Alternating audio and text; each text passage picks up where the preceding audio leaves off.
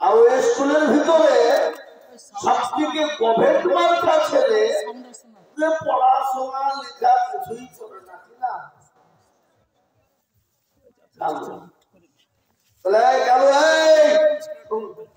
খবরদার তুই স্কুলের সম্মান আসবি কিন্তু পাগলকে যদি বলে নৌকা লড়াইসনি, পাগল শুনবে? হ্যাঁ, ও মাল তৈরি থেকে ভাবছে সবারের আগে ঠিক করে গিয়ে দেখছে ভাবছে তারা মারা কোন দিক দিয়ে ঢুকবে, ও ঢোকার লাইন পেছে না বা ও ভাবছে এলো তুমি পোকারের তালাকে ভেঙে ঢুকেছে। ঢোকার পরে বাপ এরকম টেবিল আছে ডিপায়, সাথে টেবিলের তলসি আছে। হেডমাস্টার ঢুকে গেল, ছাত্র ছাত্রী চলে এলো, কলেজের প্রফেসর এলো, কিছু বলছে হা বাবা বলো তো বাপ, ও ছেলেরা ও মেয়েরা তোমরা পড়াশোনা করছো মানে? বলে হ্যাঁ কোন করেছে। তো বলো তো বাপ, একই জিনিস বিভিন্ন নামে ডাকে, তো সেই জিনিসটার নাম কি একটু বলতে পারবা? মাথা তুলে গেছে, কি বলছে রে কোথা বাবা? হেডমাস্টার জানলাম তো নিজেই জানি, তো ছেলে রাখিস না বুঝি। হ্যাঁ, কেউ যখন পারল না তো কলেজের প্রফেসর বলছে কেউ পারবে না, কেউ না। তো বেঞ্চের দল থেকে হাত বের করে বলছে আমি পারবো স্যার। কেউ কালো বলে তুমি পারবো তো বেঞ্চের তলসি কেন? হাবা স্যার উঠো উঠো উঠে উঠে ওটার পরে হেডমাস্টার বলছে আল্লাহ আমার এত সুন্দর সুন্দর ছেলে নিয়ে পারিল না, আমি নিজে জমিনি, আরো বেটা লেখাপড়া করে না, আরো বলছে আমি পারবো, আমাকে আসতে মানা করলো, আইলো কোন দিক দিয়ে? ভাবি লাগবো হো সহ কলেজের প্রফেসর চলছে সহ। হ্যাঁ, তো বলো বাবা, বলে সেটা হলো মাথার চুল। কি সেটা হলো চুল? কলেজের প্রফেসর চুল ফিটে উঠছে চুল? আমি জানি নদী, আরে বাটা বলছে চুল, তার মানে নদীকে বিভিন্ন নামে ডাকে না? কেউ বলে ভাগীরথী, কেউ বলে যমুনা, কেউ বলে গঙ্গা, কেউ বলে সমুদ্র, কেউ বলে সাগর, কেউ বলে পদ্মা, কেউ বলে পুকুর, কেউ বলে মাঝান, কেউ বলে পুষ্করণী। বল না বলে কি না? তুই বেটা বলছে চুল, আর কি বলে? আর একটু নিচে নামলে চোখের ভুরু। বলে আর কি? বলে আর একটু নিচে নামলে মুছ। আর কি? বলে আর একটু নিচে নামলে দাড়ি। বলে আর একটু নিচে নামলে বুকের চেয়ারি। হেডমাস্টার তোরা হাত করে বলে বেটা কেন যা নেমেছি শর্ট নামিস নিয়ে বেটা, এখনো সমাজে চলবে। তো আমাদের দেশের যুবক আর যুবতীরা এত এত নিচ পর্যায়ে নেমে গেছে যে কোনটা বলি আর কোনটা লাকি ভাষা বুঝে করে দিতে পারে। এখানে জালসাইজার লোক আছে, তার 10 গুণ লোক বাজারে আছে, আছে না নাই? যেখানে ছিল সেখানেই আপনার করেন না, আমি এখনো টান দিইনি। হ্যাঁ, মায়ের বাজবে গুম গুম গুম গুম করে বাজবে। হ্যাঁ হ্যাঁ, মাইকের শব্দ বাজতে হবে। তো এই যে বাবা এখানে যা লোক আছে, 10 গুণ লোক বাজারে আসে না, এরা বাপের গেলে বাজার দেখেনি, ফুচকা খাইনি, ভালো বড় পেঁয়াজি বাদামি খাইনি, কত বড় লীলজ্জ বেহাইয়ারা, ছিছি ছি ছি ছি ছি, এটা লজ্জা সরব হওয়া দরকার। আর আজকাল জালসা মানেই মেলা, আর মেলা মানে যুবক আর যুবতীদের খেলা। ধরা পড়লে ধনঞ্জয়, আর না পড়লে ইনজয়। এই কথা বুঝে রাখেন, কথা বল। ধরা পড়লে ধনঞ্জয় মানে ফাঁসি, আর ধরা না পড়লে ইনজয়। কত বড় বেহাইয়া, ফোন কেউ তো নিজে দেখছে, আবার ফোন কেউ সালা মারলো চলে গেল রে, তাতে আইবে খারাপ। তোর বাড়িতে মা নাই, তোর বাড়িতে বোন নাই, তোর বাড়িতে বিটি নাই। হ্যাঁ, পরের মেয়ে যদি মাল হয় তোরও তো মা মাল হবে, পরের বিটি যদি মাল হয় তোর বিটিও তো মাল হবে। নাকি বুঝে আপনারা বলুন? পরের মেয়েকে মাল হবে, তোমার মাকে অন্য জনাকে মাল মা বলে ডাকবে, চাষি বলে ডাকবে? কখনোই ডাকবে না। দেখা দেখি চাষ, দেখা দেখি বা একটা একটা করে বলবো। উনি বলেছেন হামা দাগে দাগে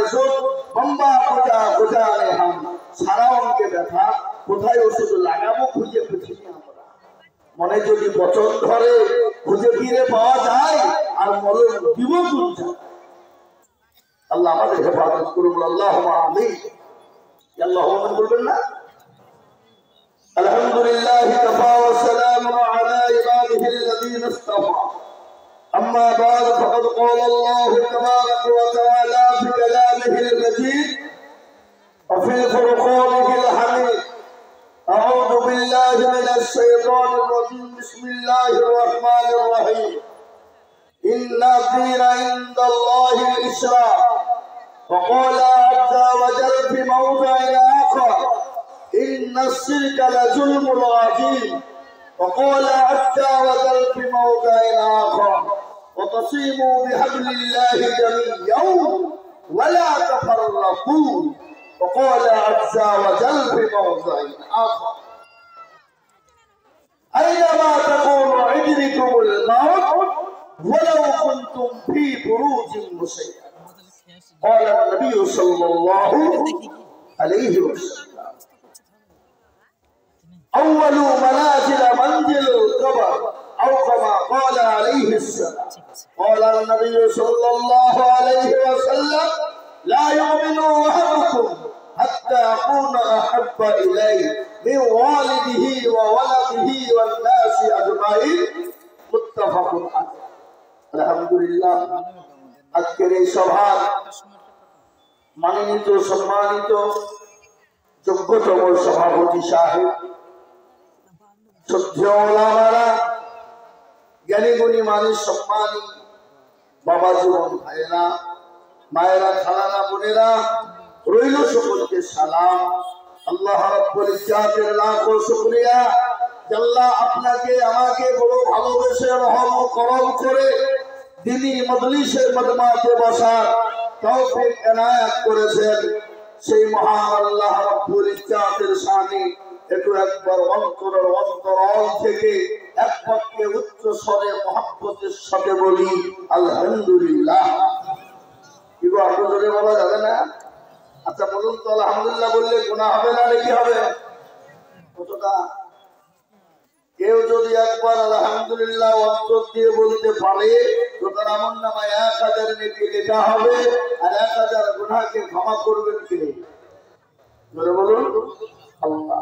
তাহলে আমাদের আপনাদের কারো গুনাহ নাই নাকি? এ বাবা গুনাহ নাই কারো? তো হাত তুলে দেখানোর লাগে কেউ দিবে না। কেন? সব গুনাহগার বদনাম, কিন্তু গুনাহ কারো কম কারো বেশি, কিন্তু গুনাহ ক্ষমা করবেন একজন, তিনি হলেন আল্লাহ। তো সে আল্লাহর শানে আর তো দিয়ে মহব্বত দিয়ে বলি আলহামদুলিল্লাহ। তারপরে পরে বিশ্ববরণ্য নবী, মানবতার দূত, সরকারে দো আলম, সিদ্দিকুল কাওনাইন, শাফিউল মুযনিবিন, রাহমাতুল লিল আলামিন, নবী কাউসার, নবী নাসর, নবী কিবরিয়া, মামিনাল মুরিদ দুলাল তাজদার মদিনা, আহমদ মুস্তাফা মুহাম্মদ মুজতবা, সকলে বলি সাল্লাল্লাহু তাআলা আলাইহি ওয়াসাল্লাম। তিনার উপরে দুরূদ ও শান্তির ধারা বর্ষিত হোক। সকলেই বলি আল্লাহুম্মা আমিন। আমি আপনাদেরকে একটু দুরূদ শরীফ পড়তে বলি। পৃথিবীর সবথেকে সর্বশ্রেষ্ঠ দুরূদ, সে দুরূদের নাম কি? যারা বলুন, আমরা তাহলে দুরূদ ইব্রাহিমকে পড়ি, সকলেই একবার পড়ি। আল্লাহুম্মা সাল্লি আলা, সকলে বলুন আল্লাহুম্মা সাল্লি আলা সাইয়্যিদিনা ওয়া আলা আলি সাইয়্যিদিনা। اللهم صل على محمد وعلى ال محمد كما صليت على ابراهيم وعلى ال ابراهيم انك حميد مجيد. اللهم بارك على محمد وعلى ال محمد كما باركت على ابراهيم وعلى ال ابراهيم انك حميد مجيد. الحمد لله. محترم, এই মজলিস বড় গুরুত্বপূর্ণ মজলিস, এই মজলিস বড় দামি মজলিস, দ্বীনি মজলিস। এই মজলিসের চতুর্দিকে আল্লাহ রাব্বুল ইজ্জাতের রহমতের ফেরেশতারা এই মজমার চতুর্দিকে ঘিরে নিয়ে দাঁড়ানো হয়েছে। যখনই মজমা শেষ হয়ে যাবে ফেরেশতারা চলে যাবেন আল্লাহর ইলাহি দরবারে। আল্লাহ তো সব জানে না মনে হয় আপনাদের? আজকে রামনগরে এই জালসা হচ্ছে ডিএন ক্লাবের মাঠের পাশে। এ বাবা, এখানে যে জালসা হচ্ছে এটা কি আল্লাহর নখদর্পণে নেই? কি মনে হয় আপনাদের? এ বাবা, একটা রাস্তা দিয়ে যদি পিঁপড়ে চলে যায় তো তার খবর রাখেন কে? আল্লাহ। আর এত বড় একটা প্রোগ্রাম হচ্ছে আল্লাহ নজর বলে নেই? অবশ্যই আছে। এ বাবজি আমার সোনার লাগে না, সে আল্লাহ রাব্বুল আলামিন জানার পরেও বলবে কোথায় ছিল? আল্লাহ ওই জলসায় ছিলাম। বলে কেন?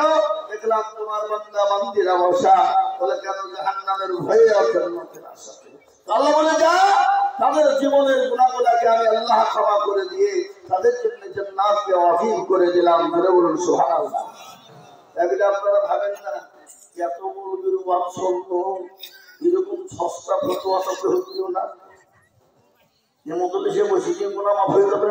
আপনি চুরি করবেন, চিন্তা করবেন, জেনা করবেন, ব্যবসা করবেন, না করবেন, সুদ খাবেন, ঘুষ খাবেন, মদ খাবেন, লটারি আপনার দিকে লটারি ফটারি চলবে নাকি?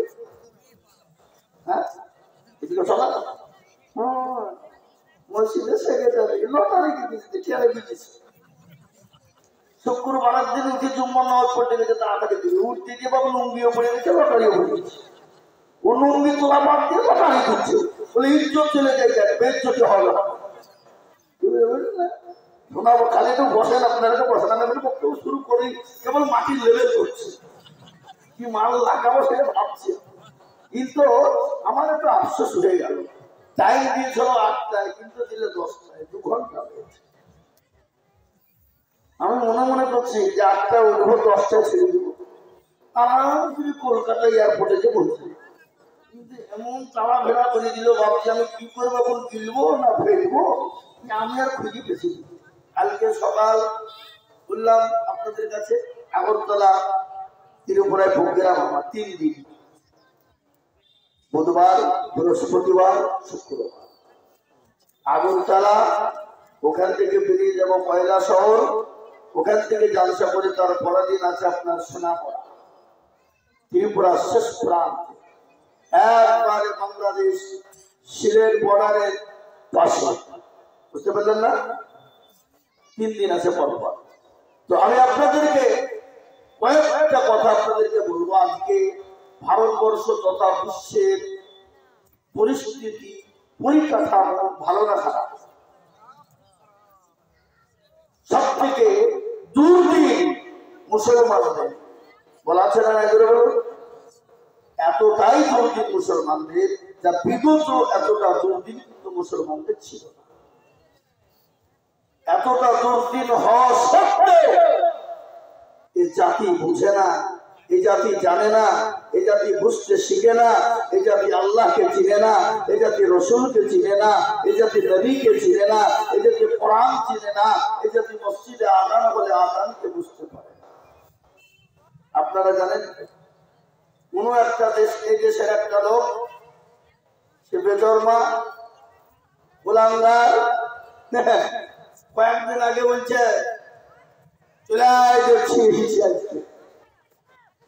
হ্যাঁ পাকিস্তানের বাচ্চারা, মৌলবাদের বাচ্চারা, এ বাবা টার্গেট করে। কিন্তু ও মাল যেটা করতে চাইছে, এটা ভারতবর্ষের হিন্দু, মুসলমান, শিখ, ইসাই তথা সবাই বুঝতে পেরেছে যে বন্ধু তুমি রাজনীতির লেগে করছো, আমরা জানি। কি বুঝছেন আপনারা বলুন? এটা আমার দেশ, ভালো দেশ, হিন্দু, মুসলমান, শিখ, ইসাই আমরা সকলে ভাই ভাই কাঁধে কাঁধ মিলিয়ে থাকতে চাই। কিন্তু কেউ একটা বাজার গরম করার জন্য, রাজনীতিতে ফায়দা লোটার জন্য সে আজকে মুসলমানদের বিরুদ্ধে তাদেরকে তাপিয়ে দিয়ে একটা দেশে দাঙ্গা এবং ফাসাদ বাঁধাতে চাইছে। এটা কিন্তু হতে দেওয়া যাবে না। আমি একটা একটা করে কথা আপনাদেরকে শোনাই। ভারতবর্ষের পরিস্থিতি, পরিকাঠামোটা কতটা খারাপ। আপনারা জ্ঞানী গুণী মানুষ, সম্মানী ব্যক্তি, আপনারা বুদ্ধিমান, আমি আইতুল হক নগণ্য একজন ব্যক্তি, কিন্তু আপনারা অনেক শিক্ষিত জ্ঞানী মানুষ। কয়েকটা কথা বলবো। আজকে আপনারা কি জানেন ভারতবর্ষের পরিস্থিতি এতটাই কঠিন যে মুসলমানদের ভারতে থাকার একটা বড় কঠিন হয়ে দাঁড়িয়েছে, বড় কঠিন হয়ে। কিন্তু এ জাতি দল করে না, করে না, কথা বলে কি দল করে না, করে না, কি দল করে? আমার লেগে বুঝবে নাকি রে? হ্যাঁ, কংগ্রেস হচ্ছে না, হুজুর তো তৃণমূল, আমার লেগে না, এ দল। আজকে মুসলমানদের পার্সোনাল দল আছে। কি দল? দেওবন্দি বেরেলি এখন গাছি বড়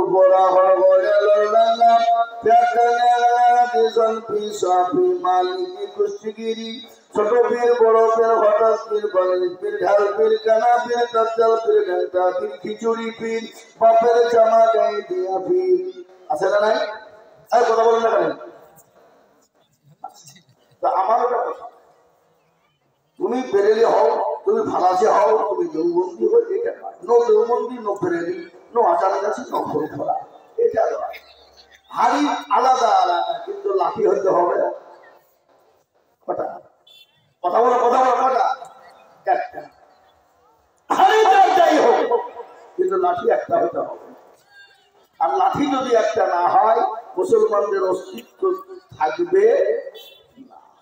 কোরআন বলেছে ওয়াতাসিমু বিহাবলিল্লাহি জামিআও ওয়ালা আলাদা এক প্ল্যাটফর্মে এসে বসে যাও। যদি তোমরা এক প্ল্যাটফর্মে না আসতে পেরেছ, তোমাদের যে দুর্দিনটা আসছে সামনে, এটা তোমাদের বাঁচা মরা এবং তোমাদের দেশকে বাঁচিয়ে রাখা, মসজিদ মাদ্রাসা খানকা মার্কাত আমার অবস্থান ঈদগাহকে টিকিয়ে রাখা বড় দুষ্কর হয়ে যাবে। আপনারা জানেন ভারতবর্ষে 87টা কেস করা হয়েছে মুসলমানদের বিরুদ্ধে। করা বললাম 87টা। মুসলমানদের বিরুদ্ধে 87টা কেস হয়েছে। গত 25শে অক্টোবর এ পর্যন্ত 47টা কেস মকুফ হয়েছে। সুপ্রিম কোর্ট 47টা কেসকে মকুফ করেছে। মুসলমানদের বিরুদ্ধে কেস থেকে 48টা কেস আছে। তার মধ্যে 47টার ভিতরে ছিল মুসলমানদেরকে দেশে থাকতে দেওয়া যাবে না, এদেশে মুসলমান থাকবে না, এদেশে ইসলাম থাকবে না, এদেশে কোরআন থাকবে না। সব থেকে বড় কথা হলো এদেশে কোনো মাদ্রাসা খোলা যাবে না। বুঝতে পেরেছেন আমার কথা? বলতে পেরেছেন? কয়েকটা রাজ্যে ঘোষণা দিয়ে দিল ভারতবর্ষে কোনো মাদ্রাসা থাকবে না, বন্ধ করে দিতে হবে। কিন্তু আপনারা জানেন সেই 25শে অক্টোবর সুপ্রিম কোর্টের যিনি জাজমেন্ট ছিলেন, জজ ছিলেন, তিনি ফায়সালা দিয়েছেন ভারতবর্ষের যতগুলো মাদ্রাসা রয়েছে সমস্ত মাদ্রাসাগুলো বৈধ। সুতরাং এই মাদ্রাসা বন্ধ করে দেওয়ার মতন ক্ষমতা গোটা পৃথিবীর জমিনে কারো ক্ষমতা নাই। বলুন আলহামদুলিল্লাহ। সুপ্রিম কোর্ট বলেছে। তারপরে যখন ওদের মাথায় পোকা কিলবিল করতে শুরু করে দিল, এই মাদ্রাসা তো বন্ধ করা গেল না, তাহলে কি করতে হবে? বলে মুসলমানদের অকাল সম্পত্তিতে হাত মারো। জানেন তো আপনারা, শুনেছেন না শুনেননি? অকাল সম্পত্তিতে আইন পাস করার জন্য উঠে পড়ে লেগেছে, পার্লামেন্ট গরম করে উঠেছে। কিন্তু আজকে আপনাদেরকে বলি, ওই পার্লামেন্ট যদি মুসলমানদের কাছ থেকে যদি অকপটরা ছিনিয়ে নেয়, কেড়ে নিতে চায়, তাহলে আপনি আপনার বাপকে মাটি দিতে পারবেন। আপনাকে এখান থেকে রানীনগর পাঠাতে হবে, যাবে ওখান থেকে যাবে লালবাগ কিংবা বহরমপুর, ওখান থেকে যাবে দিল্লি, কলকাতা থেকে দিল্লি পাস হবে, তারপরে আপনি আপনার বাপকে মাটি দিয়ে আসতে পারবেন। আজকে সাবেক ভাইরা যেমন একজন মহিলাকে মাটি দিয়ে কোনো পারমিশনের প্রয়োজন নয়, কিন্তু যখনই ওই আইনটা লাগু হয়ে যাবে, পাস হয়ে যাবে, তখন আপনার বাপকে আপনি মাটি দিতে পারবেন না। আপনি আপনার মসজিদে আযান দিতে পারবেন না, আপনি আপনার গোরস্থানে যেতে পারবেন না, আপনি আপনার ঈদগাহে যেতে পারবেন না। তারা বলতে চাইল অকাল সম্পত্তিতে 22টা কমিটি গঠন হতে হবে, তার মধ্যে 10টা থাকবে মুসলমান আর 12টা থাকবে অন্য জাতি। কেন? তুমি কে হে মুসলমানদের অকাল সম্পত্তি নিয়ে তোমার দলের লোক ঢোকাবা? এটা মুসলমান কি নাই? মুসলমান কি কমে গেছে? মুসলমানদের অকাল সম্পত্তিতে তোমরা হাত ঢোকাবা? অত সহজ না। আজকে যাদের কারণে মসনদ পেয়েছো, যাদের কারণে সংসদ পেয়েছো, আজকে তাদের উপর চোখ রাঙিয়ে কথা বলো। এবং তারা বিয়ে লাগিয়ে বলে, তাদেরকে কি বলে? কথা বল না কেন? ঘটক, হ্যাঁ, একজন ঘটক একজন মহিলার বিয়ে দিয়ে দিয়েছে। কোথায়? শেখপাড়াতে বাবা। কয়েক বছর পরে ওই ঘটক গিয়েছে, দরজার কাছে গিয়ে টুকটুক করে বাড়ি দিচ্ছে। দিচ্ছে, কেন পানি হচ্ছে দাঁড়াতে পারছে না। তো বাড়ির মহিলা বেরিয়ে বলছে, কে তুমি, কোথা থেকে এসেছো, কি খবর? ভক্ত বলছে, আমাকে চিনতে পারছো না? মানে না, ও তোমাকে চিনি কি হবে, কে তুমি? তো ঘটক বলছে, তাই তো, তুমি আমাকে চিনবা ভাই, কি করবি? যার জন্য তোমার আজকে শীতেই সিঁদুর, সে আজকে তোমার কাছে কটকটি ইঁদুর। বুঝতে পারলেন না আমার কথাটা? যার জন্য সেটাই সিঁদুর, সে আজকে দিনা তো তোমার কাছে কটকটি ইঁদুর।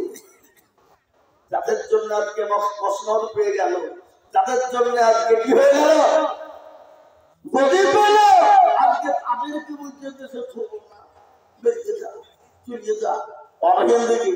এ বাবা, এ ভারতবর্ষে আজকে শুনেলেন ইতিহাস আপনাদেরকে একটু বলে দিয়ে যায়। আজকে আপনারা মনে করেন মৌলবীর কি করেছে, মৌলবীদের কি করার ক্ষমতা আছে, মৌলবীরা কি করে নাই সেটা আপনারা শুনে। আজকে আপনারা মনে করছেন যে দেশে মৌলবীরা খালি বিবাদ লাগিয়ে রেখেছে, দেওবন্দি করেনি, ফারা যায় হারিয়ে দিলি। মুসলমানরা শুনেলে ভারতবর্ষে যদি আলেম ওলামারা না থাকতো, আপনাদের আমাদের কোনো অস্তিত্ব থাকতো না। ভারতবর্ষে যদি আলেম ওলামারা না থাকতো, আজকে আপনার আমার অস্তিত্ব থাকতো না। মুসলমানদের কলেজ ইউনিভার্সিটিতে পড়ার সুযোগ হতো না, মুসলমানদের ছেলেদের ডাক্তার হওয়ার সুযোগ হতো না, মুসলমানদের ছেলেদের চাকরি করার সুযোগ হতো না। আজকে আলেম ওলামারা আছে বলেই আজকে আপনারা মনে মনে করছেন ছেলেরা আজকে ডাক্তার হওয়ার সুযোগ পেয়েছে, মাস্টার হওয়ার সুযোগ পেয়েছে। আজকে ভারতবর্ষের জন্য মুসলমানরা কুইন্টাল কুইন্টাল রক্ত দেয় নাই, রক্ত দিয়েছে। ভারতবর্ষের জমিনে ৫৭,০০০ উলামা, দিল্লি থেকে লাহোর পর্যন্ত এমন কোন গাছ ছিল না যে আলেম উলামাদের গর্দান ঝোলানো ছিল না। ৫৭,০০০ আলেমের গর্দান ঝোলানো ছিল। এটা আপনারা বিশ্বাস করেন? ভারতবর্ষের জন্য মৌলানা হিফজুর রহমান, মৌলানা হুসাইন আহমেদ মাদানী, মৌলানা শওকত আলী, মৌলানা ফখরুল্লাহ, তাদের রক্তের বিনিময়ে ভারতবর্ষ স্বাধীন হয়েছিল। মৌলানা শাইখুল হিন্দ রহমাতুল্লাহ আলাইহিকে ওই বেঈমানদের জন্য যখন ভালো হলো, এতটাই জুলুম অত্যাচার করা হয়েছিল, আর এই মাথা থেকে নিয়ে পা পর্যন্ত শরীরের মাংস ছিল না। ওই বেঈমান ইংরেজ আপনার আগুন দিয়ে ঝলসে ঝলসে মাংস গলাকে ঝরিয়ে দিয়েছিল। সেই মাওলানা শাইখুল হিন্দ রহমাতুল্লাহ আলাইহির বদলায় আজকে ভারতের মাটি স্বাধীন হয়ে গেল। আজকে আপনারা আমাদের স্কুলে এই ইতিহাস পড়ানো হয় না, আমাদের স্কুলে পড়ানো হয় ও কথা হাকিমা টিম তারা মাঠে পড়ে ডিম তাদের খেলা দুটেছি, একদম বাগদুম ঘোড়াদুম সাথে এ পড়ানো হয়, কিন্তু আসল ইতিহাস দেয় না। কেন? যদি এই ইতিহাসগুলো দিয়ে দিই তাহলে মুসলমানরা জেনে নিবে আর আমাদের উপরে চেপে বসবে। ইতিহাস জানতে হলে কলকাতা ন্যাশনাল লাইব্রেরিতে চলে যান, সোনা অক্ষর দিয়ে লেখা আছে সে বইটার নাম হলো হিন্দুস্তান কা সন্দারবাজি। ওই কিতাবটা আপনি সংগ্রহ করে দেখবেন মুসলমানদের অবদান কাকে বলে। এ ভারতবর্ষে যখন ইংরেজদের দখলে ছিল, মুসলমানরা পালিয়ে যেতে চেয়েছিল বাংলাদেশ পাকিস্তানের মাটিতে, দিল্লির জামে মসজিদে দাঁড়িয়ে মাওলানা আবুল কালাম আজাদ বলেছিল, ওগো মুসলমানেরা, যে আল্লাহ পাকিস্তানের মাটিতে আছে, যে আল্লাহ বাংলাদেশের মাটিতে আছে, সে আল্লাহ কি ভারতের মাটিতে নাই? তোমরা যদি আজকে দেশ ছেড়ে পালিয়ে যেতে চাও, তোমাদের বাপদাদার কবর গুলাকে জিয়ারত করবে কারা? তোমাদের মসজিদ গুলাকে আযান দিবে কারা? সেই দিন মাওলানা আবুল কালাম আজাদের সামনে এক বাক্যে চিৎকার করে দিয়ে বলেছিল, ও মাওলানা, আমাদের এই মাটিতেই জন্ম, এই মাটিতেই আমাদের মৃত্যু হবে, এই মাটিতে কিয়ামতের ময়দানে আল্লাহ আমাদেরকে তুলবেন। ইলাহা খালাকনাকুম ওয়া ফিহা নুঈদুকুম ওয়া মিনহা নুখরিজুকুম তারাতান উখরা। এই মাটিতে আল্লাহ আমাদেরকে জন্ম দিয়েছেন, এই মাটি থেকে আমাদের উঠবো, কিয়ামতের ময়দানে এই মাটিতে আমাদের দাফন হবে। এই দেশ থেকে আমরা পালিয়ে যাব না। তাদের রক্ত ভারত তৈরি হলো, আজকে তাদেরকে বলো দাঁড়িয়ে দিতে চাও, তাদের মাদ্রাসা বন্ধ করে দিতে চাও। এই আন্দোলন সর্বপথে ইংরেজের সঙ্গে লড়াই করেছে,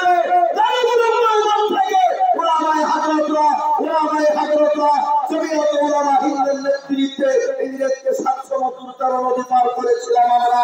আজকে তারা যখন ইসলাম মাদ্রাসা কোরআনকে মিটিয়ে দিতে চেয়েছিল, আমরা যখন তাদেরকে তাড়িয়ে দিতে পেরেছি, আমরা ইনশাআল্লাহ প্রয়োজন করে মাদ্রাসা মসজিদের জন্য অকাল সম্পত্তি রক্ষার জন্য আমরা নিজেরা নিজের মাথায় কাপড় বেঁধে এই ইসলাম এবং কোরআন এবং মাদ্রাসা মক্তব মারকাজ খানকাকে আমরা হেফাজত করব ইনশাআল্লাহ। ইনশাআল্লাহ। কেন মুসলমান বলে গেল শহীদ আর বেঁচে থাকলে আমরা মূল্য লাভ তোমরা যদি আমাদেরকে মেরে দাও, তোমরা যদি আমাদেরকে হত্যা করে দাও, শহীদ ইসলামের জন্য যদি আমরা মারা যাই, আমরা যদি বেঁচে যাই ইসলামকে রক্ষা করার জন্য আমরা থাকবো, আমরা আছি।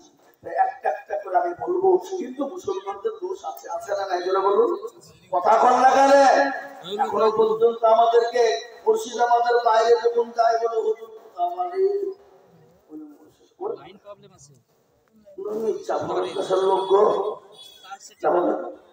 এই গত এই 4 দিন আগে আমাকে এক বর্ধমানের বক্তা বলছে, মুর্শিদাবাদের লোক আমরা চিনি,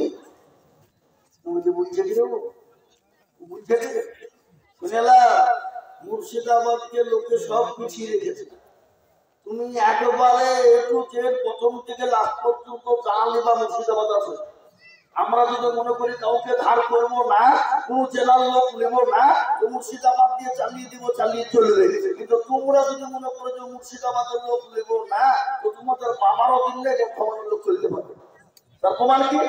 প্রমাণ দিয়ে দিলাম।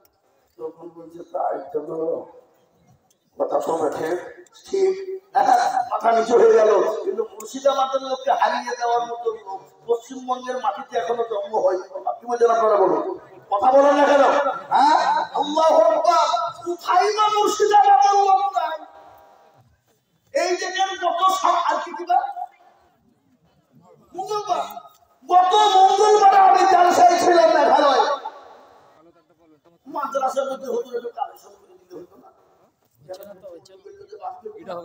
না একটু বলেন বাবুজি চার্জে মুর্শিদাবাদের মুর্শিদাবাদ মুর্শিদাবাদ বেলডাঙ্গা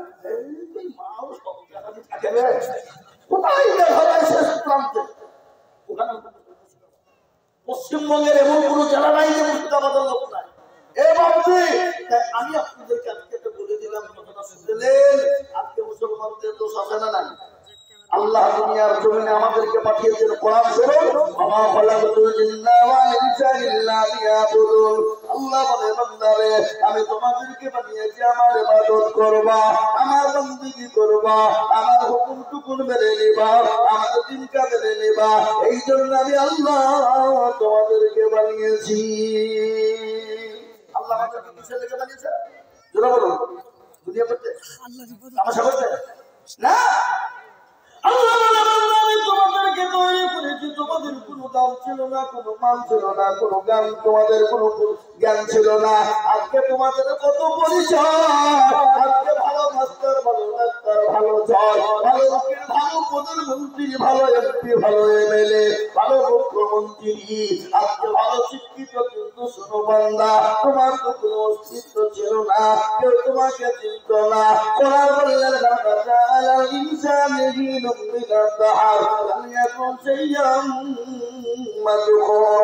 আল্লাহ বলে বান্দা তোমার অস্তিত্ব ছিল না, কেউ তোমাকে চিনত না। আমি আল্লাহ সুন্দর করে তোমাকে তৈরি করলাম। কোথা থেকে তৈরি করলাম, কিভাবে তৈরি করলাম?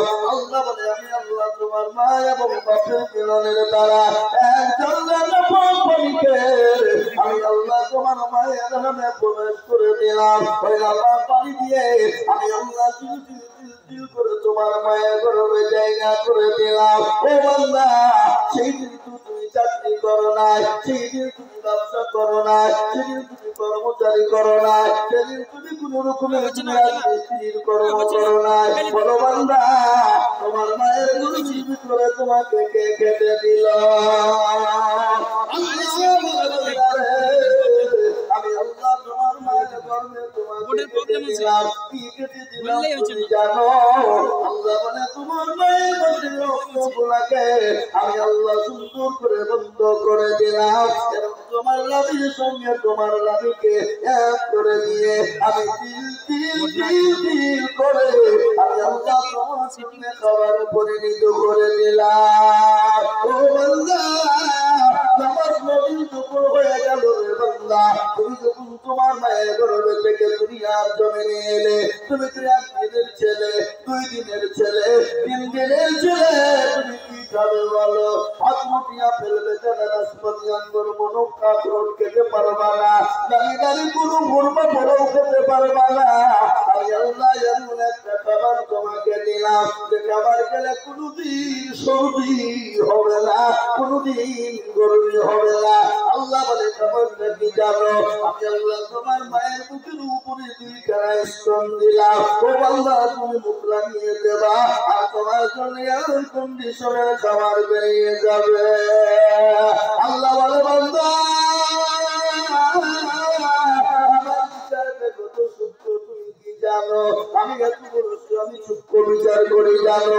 পৃথিবীর কোন ডাক্তার জানে না, পৃথিবীর কোন সার্জন জানে না, পৃথিবীর কোন দার্শনিক জানে না, পৃথিবীর কোন বৈজ্ঞানিক জানে না, পৃথিবীর কোন জ্ঞানী মানে সম্মানিত ব্যক্তি জানে না। আল্লাহ বলেন আমি তোমার মায়ের একটা স্তনের ভিতরে আমি আল্লাহ কড়া করে ছিদ্র দিয়েছি, তোমরা কেউ জানো? কেন আমি কড়া ছিদ্র দিয়েছি তোমরা শোনে না?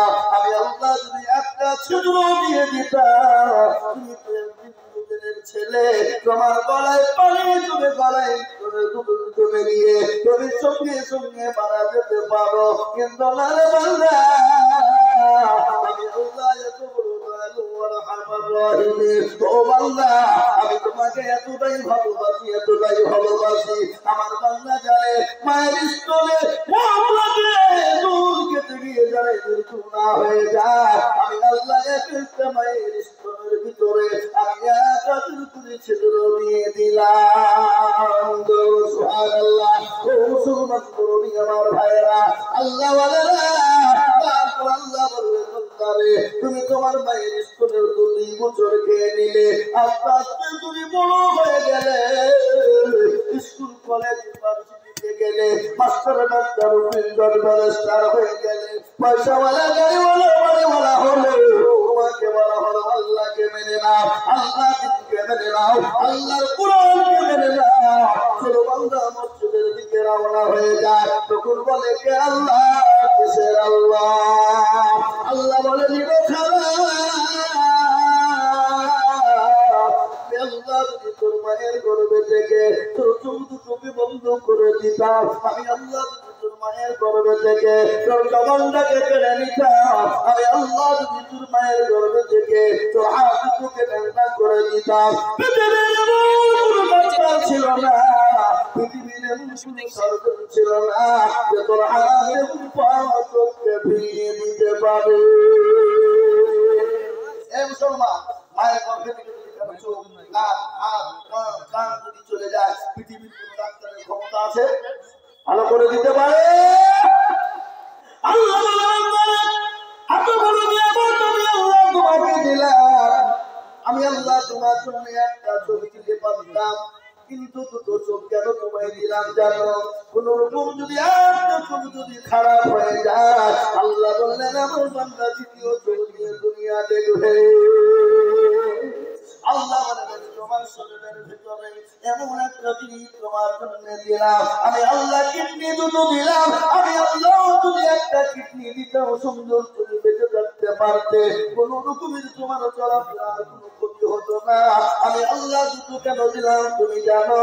একটা যদি খারাপ হয়ে যায়, একটা যদি নষ্ট হয়ে যায়, আর একটা কিডনি দিয়ে আমার বান্দা দুনিয়ার জমিনে বেঁচে থাকবে। কি আল্লাহর কুদরত! সুবহানাল্লাহ, আল্লাহু আকবার, আল্লাহু আকবার।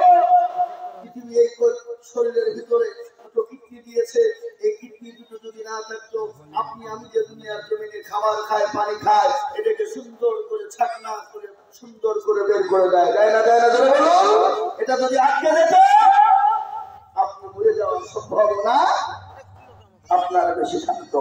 এত বড় নিয়ামত আল্লাহ আমাদেরকে দিলেন, তারপরও সে আল্লাহকে চিনি না, সে আল্লাহর হুকুমকে মানতে পারি না।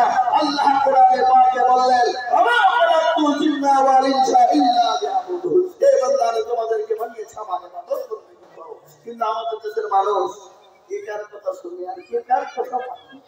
নিজেই সহসে আর কাকে বুঝেন আপনারা বলুন? মনে হচ্ছে আমি একাই আছি, কারোর প্রয়োজন। মুসলমান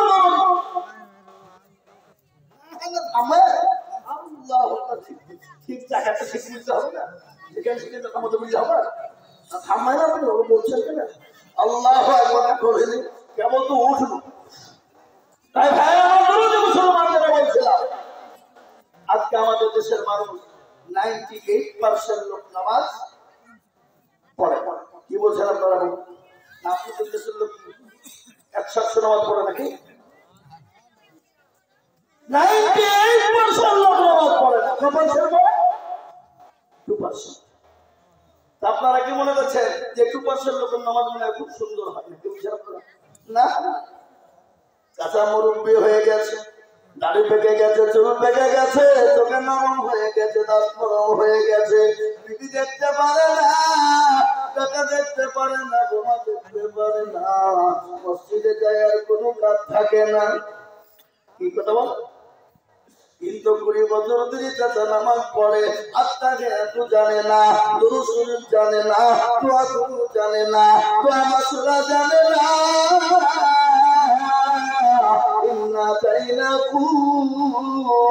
দেখা যায় তার মধ্যেও কুড়িটা ভুল। তার মধ্যে 20টা ভুল আছে না? না, আপনাদের দিকে ভুল কারণ নাকি সব শিক্ষিত? হ্যাঁ, এরা শিখেও না, শিখার চেষ্টাও করে না।